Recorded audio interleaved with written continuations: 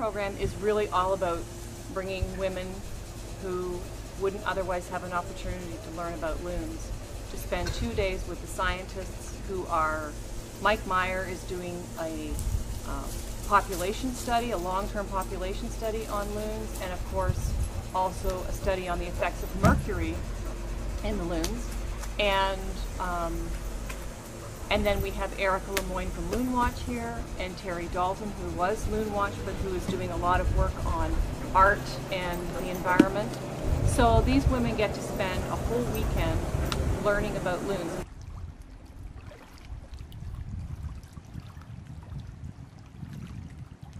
Yeah. So we're going to weigh him in a bag, and then we're going to put him through the blood sampling and banding process. Ready? So he has his own unique colored leg bands.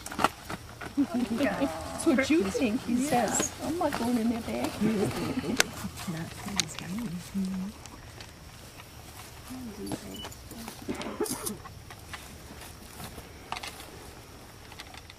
And he's the biggest loon chick we've captured this year. 3.07. 3.07. Wow. That's almost as big as some of the females we've caught. Yeah. Wow. How big was the adult? The male was 5.04 kilograms, so times 2.2, so he's a 12 pounder. So I take about 3 cc's, leave plenty of loon for the blood, or blood for the loon, and this is our mercury sample. Did you say you need an Fish and Wildlife for him? No, but I'll need a new white number 8. Alright, so we're going to start with a Fish and Wildlife Service band.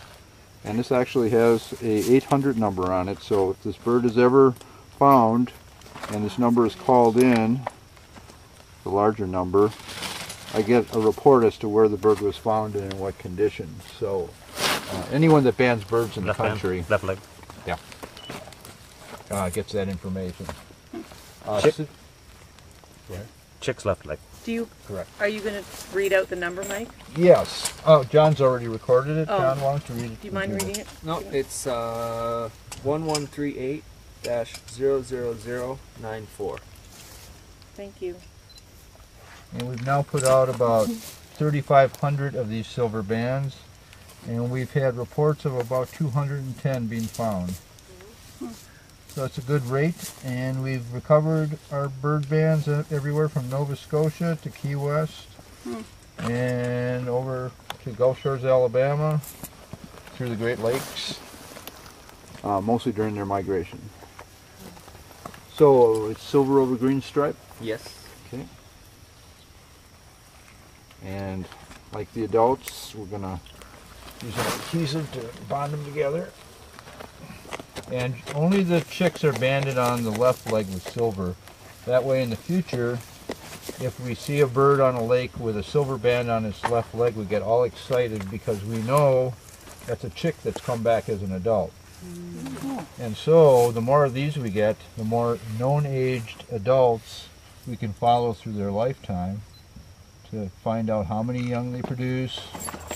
We do now know that they gain their first territory at about 6 years of age on average, that they return to within about 10 to 15 miles of the lake at which they were raised, and they tend to choose lakes for their own territory that are similar to the lakes at which they were born.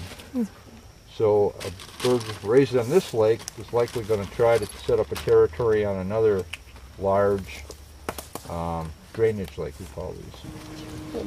Upon release, the chicks will make plaintive calls for the adults right away, and even though the adults are relatively spooked by the whole incident, the families get together really quick, and it's the chick's peeping call. It's pretty loud actually, that draws back in the adults, and within generally 20 minutes, 10 minutes, the whole family's back together.